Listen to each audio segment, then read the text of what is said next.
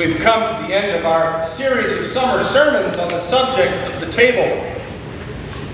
Here we are, drowsy after eating too much breakfast, sitting around tables with people we've gotten to know a bit better over the last hour, and it's time for the sermon. So this isn't going to be easy, but it is what it is. Keep Nichols away, so do your best. We have come a long way in the last 5 weeks. We've talked about the table as a place where we hear the stories that tell us who we are and whose we are. We've talked about the wildly diverse nature of the company we keep at the table. We've talked about the manners that make the table a place of welcome and grace, and how those manners need to go with us when we leave the table and enter the world. And we've talked about how God invites us to the table and is absolutely committed to gathering as many people at the table as will answer his invitation. Which brings us to today's final sermon. Now, if you had a feeling of deja vu as Scott read the lesson, you're not alone. The story for the morning is from Luke's Gospel, and it is at its core the same story that last week's story came from Matthew's Gospel. But there's some significant differences. There is no outright rejection of the invitation to the banquet. There is no anger that leads to armed retribution, murder, and arson. There is a completely different tone to Luke's version of the story than from Matthew's. It is that difference which serves as the springboard for this final sermon in the series. Luke tells the story straightforwardly and simply. A man gives a banquet and invites a crowd. The parable assumes the ancient custom of an invitation and then, on the day of the festivities, sending messengers out to gather the guests. But between the first invitation and the second, something happened. Life happened. The invitation was accepted when life was simpler. But when the day of the banquet was at hand, life had gotten far more complicated. One guest could not attend because of a real estate deal. Another had just purchased a few oxen and needed to try them out. Still another had been recently married, and the thought of going through another banquet was probably more than they could bear.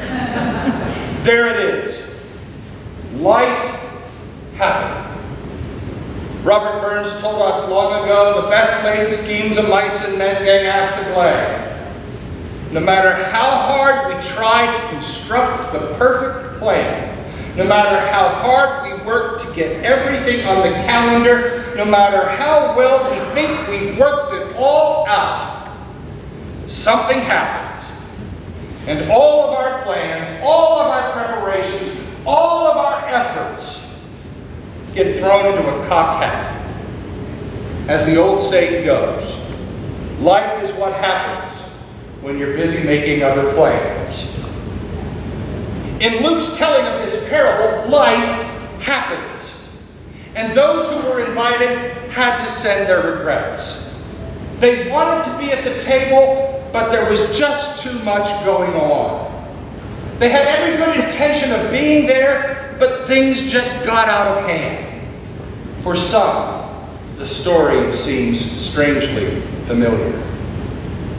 The parable goes on, much as Matthew's version does. New guests are invited, guests from beyond the accepted circle of friends and associates, and so it was that the banquet hall was open to the poor, the disabled, and those who had been cast aside and overlooked by society at large. And when their number proved insufficient to fill the hall, the host invited the transients on the road and the homeless and others who had no place to call home. The hall was filled. The banquet was served. There is so much in this parable from Luke that is genuine and honest. Luke's parable acknowledges that our lives are filled to overflowing with opportunities, responsibilities, and obligations. We have elevated to an art form, being busy, so that we are so tired and cranky and short-tempered almost all of the time. I often joke with retired folk that most of them are busier now than when they were in the workforce, and most of them laugh and tell me it's true. We schedule our children to the point of exhaustion, not because we want them to be tired, but because we want them to have every advantage and benefit available to them today. Even at school, we are led to believe that the busier our kids are, the more homework they have, the later they stay up at night, the better an education they are receiving. Maybe. But we might just be teaching them that being busy is all that really matters. All of us have one or two books that we've read and have come to see as life-changing books. One of mine is Making All Things New by the late Henri Nouwen. It was given to me in 1984 when I became a candidate for ministry in the Beaver Butler Presbytery. Every page is filled with insight and wisdom, but this is one of my favorites. Being busy has become a status symbol. People expect us to be busy and have many things on our minds. Often our friends say to us, "I guess you are busy as usual," and that is meant to be a compliment. They reaffirm the general assumption that it is good to be busy. In fact, those who do not know what to do in the near future make their friends nervous. Being busy and being important often seem to mean the same thing. The busier we are, the more important we are. The busier we are, the more successful we are. The busier we are, the better we are. And sometimes we are so busy that we cannot even accept God's offer to gather at his banquet table. This seems to be the pivot point of Luke's parable. The guests who were to attend the banquet were so busy being busy that they couldn't accept the invitation of the host. When the call came to gather at the banqueting tables, it came as just one more thing on the to-do list. It had no weight, no importance, no command.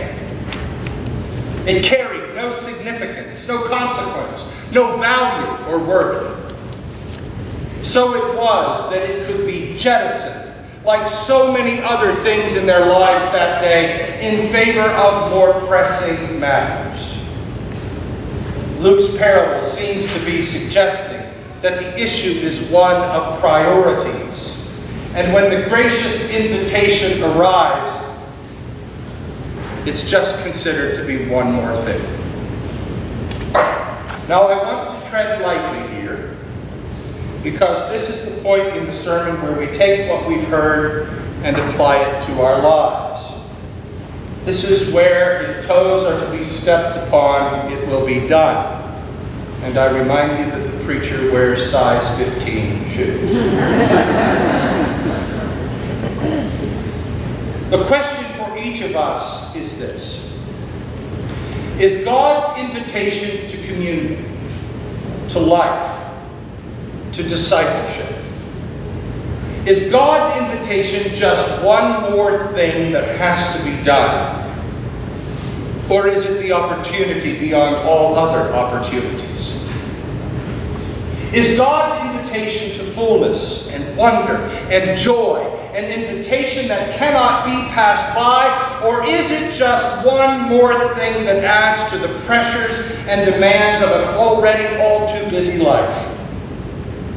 Is God's invitation a welcomed and anticipated invitation, or is it an invitation that produces only more stress and anxiety?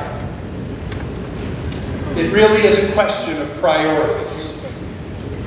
The call to discipleship and service is an invitation from God to reestablish God and the things of God as the chief priority in life, and for all other demands on our time and energy to find their rightful place after that.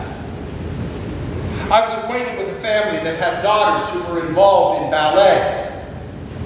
The girls were quite good and often landed major roles in dance productions. But the family was a family very devoted to God, and that devotion meant that the girls could not dance on Sundays because the family's commitment was to their church and a day of being together as family.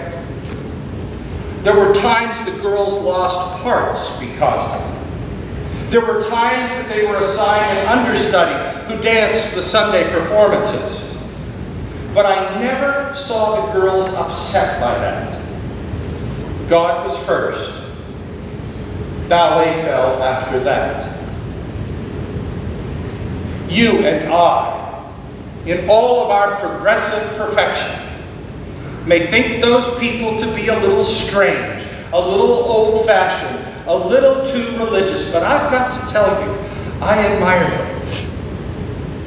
I admire parents who teach their kids that you can do whatever else you want to do, but the commitment to God and the life to which God calls us comes first in our lives. That's taking those promises made at baptism very seriously, as seriously as they ought to be taken. And I admire business people who put God first and conduct their affairs with integrity and uprightness, which grows from a commitment to God and the things of God. I admire people who take the risks of harassment and unwelcome diatribes to speak on behalf of those who are being treated with injustice and unkindness. I admire those people who have adopted a simpler lifestyle, not because it is in vogue, but because they want to learn to live more simply so that others can simply live. I respect those who look at how we are destroying God's world of creation and are willing to stand up and be counted. There is something good and admirable and commendable and splendid about people who put God first and foremost in their lives and living, and who willingly put all the other demands and opportunities of life after that prime commitment. And it is that prioritization of life's opportunities and demands that Luke's parable commends to us. I can still remember the first time I saw a formal invitation. Down in the corner, there were 4 letters, RSVP. I asked my mother, who had never studied French, what they meant. She told me that you were supposed to let the people who sent you the invitation know whether or not you were going to attend the party. That was good enough for me. Later, I learned that RSVP stands for Répondez s'il vous plaît. Reply, if you will, please, or please reply. The invitation to this table and to the life which it intrinsically connects us comes with a request for a reply. It is not a reply that is primarily verbal, because words are often cheap things.